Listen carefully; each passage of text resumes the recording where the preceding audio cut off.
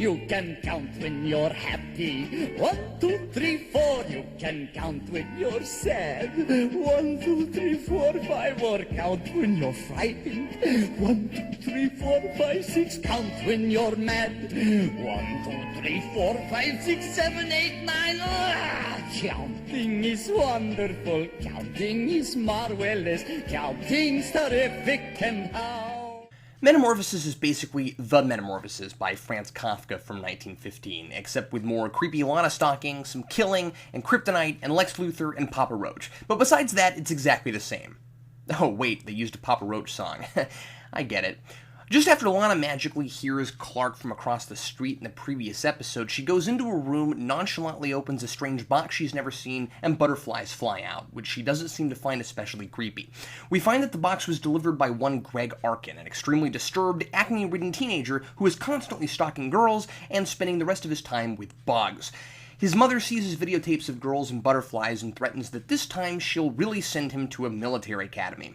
Well, since this is Smallville, Greg's natural response is to take a bunch of bugs with him on a dangerous car ride in the middle of the night, which results in a nasty smash against a tree, and we discover that you don't have to be strung up in a cornfield for meteor rock to give you superpowers. Greg becomes a bug boy and lets the many species of bugs natures take over and control him, though he was already so disturbed that it wouldn't take much to set him over the edge. This guy doesn't have a lot of dimension to him, and he has a pretty stereotypical disturbed bad guy background, but at least his powers don't make him crazy like a lot of later Kryptofreaks. He does a lot of creepy bug stuff, kills his mother, kidnaps Lana, and tries to bug mate with her when she refuses to give up Whitney for him. Meanwhile, Clark is still pining away after Lana, but he goes for a subtler strategy than Greg does, talking to Lex, who makes it his personal mission to help Clark get the girl. Lex gives Clark a special lead box, apparently forged from the armor of St. George, and tells Clark to give her the necklace presented in the box. That box gives you the power, Lex says. Clark hesitantly accepts and spends a lot of time through the episode trying to figure out how to give it to her without looking like his hand's suffering from gangrene. If it weren't for this, he'd have a decent shot, since Lana's ticked at Whitney for stringing Clark up in a field. "I thought I knew Whitney," she says. "Now I wonder what else I've been blind to in my life." I don't know, Lana, maybe you should ask the guy last episode who said he was the Fort Knox of secrets. So Greg tries to kill all of his competition. Since women naturally have a tendency to fall for a guy who takes the homicidal initiative, Clark saves Whitney from, what else? A car crash orchestrated by Bug Boy, and he too is attacked on the farm, until Greg finally kidnaps Lana, and despite being in a foundry littered with meteor rock, he manages to beat Greg. A fight that ends in Greg getting smashed by a big crane. Nobody seems to mind that he's dead. Whitney takes all the credit for saving Lana. Clark leaves the necklace on her door, firmly cementing her relationship with Whitney, and credits. If you know anything about Kafka's The Metamorphosis, the literary reference is obvious, but it's not obnoxious, "Hey, look at us, we read our English assignments in high school" obvious. Borrowing from literature is a fairly common and accepted thing to do in comics, and look at something like The League of Extraordinary Gentlemen, which lifts entire characters from classic lit. And this episode really does it the comic book way, going as far as to name the Kryptofreak after Kafka's main character, Gregor.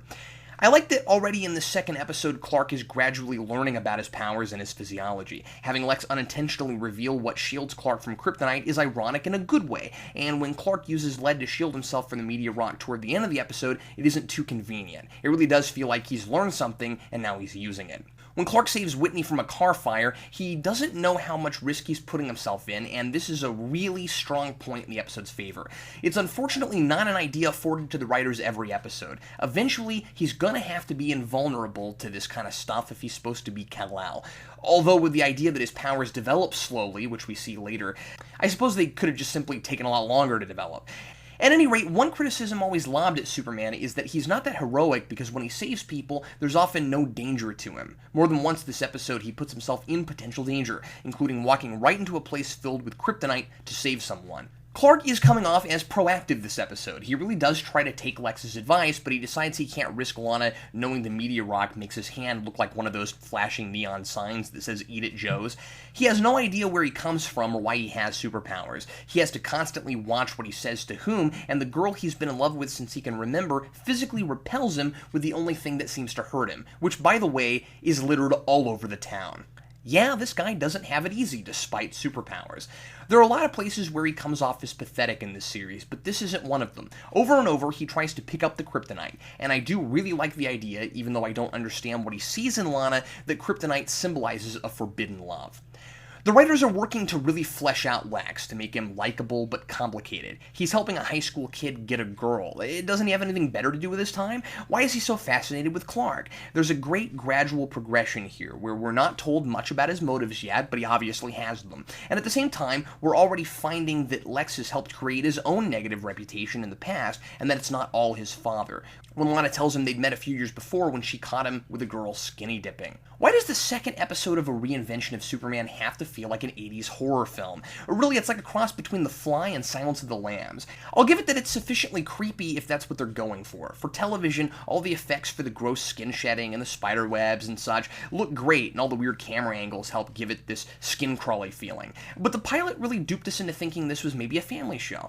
In a lot of ways, it still is very much a family show, and I'm all for social commentary about neglectful parents and what weird small towns can do to kids, even though this isn't really a small town at all.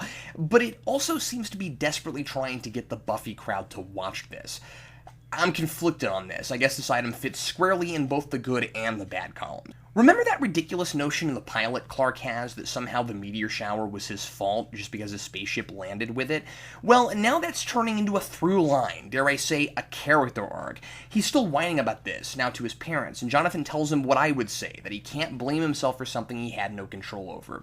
Now look, I get that teenagers can be irrational, and since he has superpowers, he wishes he could fix it somehow. But at the same time, he's running the risk of looking like a whiner. Really, let's put this into perspective. This would be like if you were born on an airplane that tragically crashed into a dolphin park and all the dolphins died and you forever blamed yourself for killing all the dolphins. That's how much control Clark had over what happened in Smallville. At some point, it's gotta stop bothering him. Smallville's show Bible includes a cardinal rule: no flight, no tights.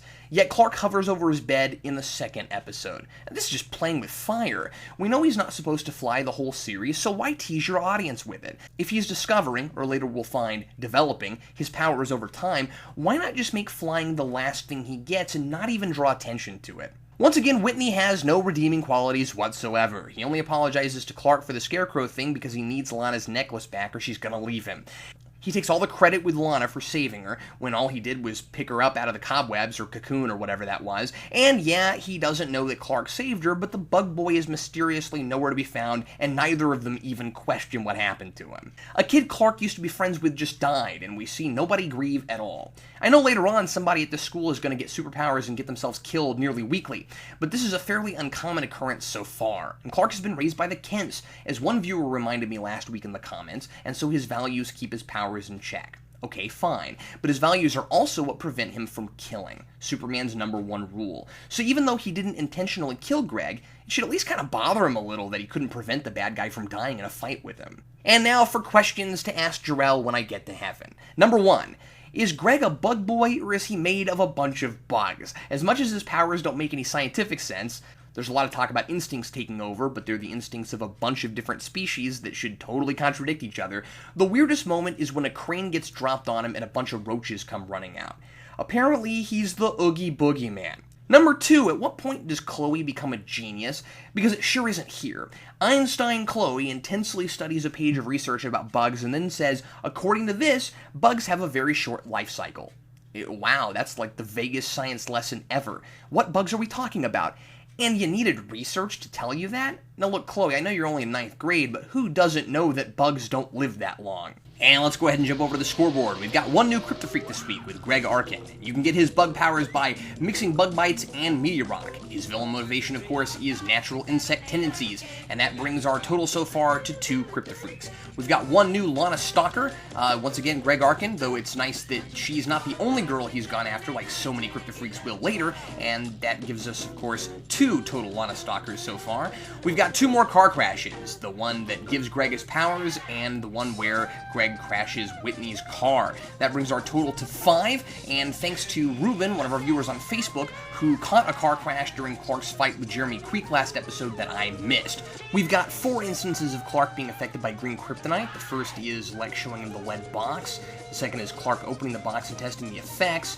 Then there's Clark at the foundry full of kryptonite. And finally, Clark putting the necklace on Lana's door at the end. And that brings our total to 6. We've got 2 more blatant DC references. The first is Clark saying that his dad calls his barn the Fortress of Solitude. And the second being Lex with the kryptonite in a lead bad box, which is a reference to Lex in Richard Donner's Superman, who does the same thing, but of course, on purpose. And that brings our total of blatant DC references to 9. Now for brand new categories, we've got one instance of Clark hovering or flying. We've got one creepy dream sequence where Clark is hovering over Lana's bed and she opens her eyes and creepily says, "It's all your fault." We had a couple of daydreams last episode, but I'm only counting nightmares, so I'm not counting those. We've got one instance of better eyesight due to superpowers. We have two instances of people conveniently being unconscious so they don't know Clark has powers. The first is Whitney in the car crash, and the second is Lana during the fight at the end with Greg. We've got one parent killed by a Kryptofreak, and we've got 3 major revelations about Clark's physiology. One that he can withstand fire, one that perhaps he's going to be able to fly, and the third being that lead can block Kryptonite's effects on him. We've got one instance of Lana and Clark with an exchange in the loft. We did have one last week, but it doesn't count because it was, again, a daydream. We've got one instance of Clark in bullet time, Clark moving in slow motion during a big action sequence. In this case, it's when he is saving Jonathan when he falls in the barn. We've got one instance of Clark super speeding away in the middle of a conversation, and finally we have one bad guy dying in a fight with Clark.